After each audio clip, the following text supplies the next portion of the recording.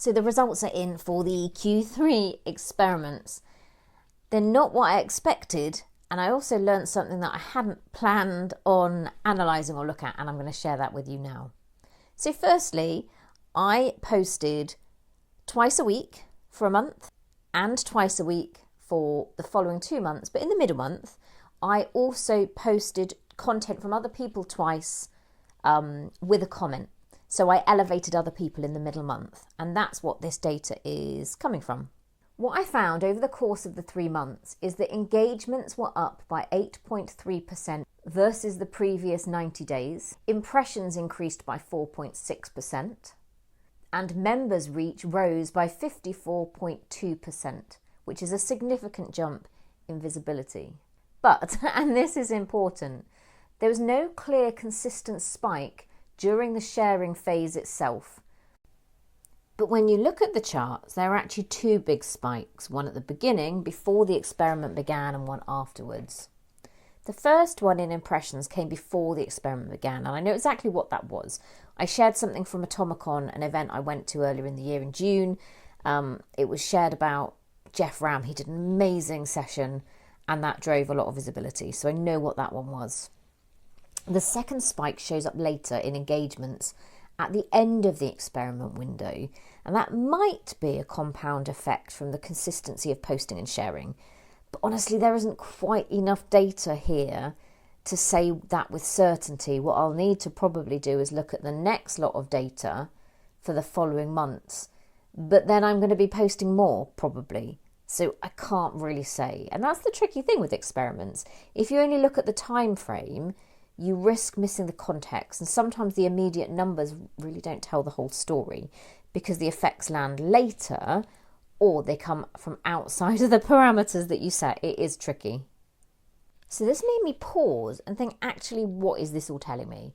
So first of all, I need to do a more in-depth test. Posting twice a week with just the probably 8 or 9 extra comments and shares, it's not enough base data for me to be able to give a conclusive answer about whether sharing other people's content is helpful.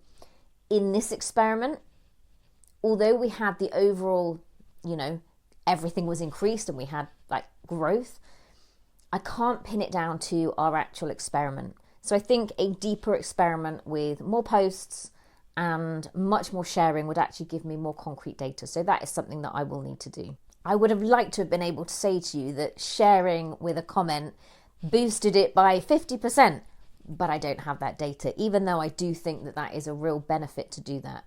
At the moment, I will say it's a benefit because it builds connections with the people that you're sharing from, and that in itself can be a growth driver, as well as a great connector for people in your industry. But I can't say that it will help your own growth if you had it as a regular strategy, if you see what I mean. However, what I did take away from this, which is really important, and I kind of forgotten, is why I don't like quoting on numbers of posts. Because what I found myself doing during this experiment was saying, well, I've already got my 2 posts this week, so I can't post about that. Or I take out another post I'd written to put in something a bit more reactive and relevant. The focus was on my quota and not on the content I was delivering. I was thinking about the amount of posts rather than my audience and what they needed to hear from me in this particular moment.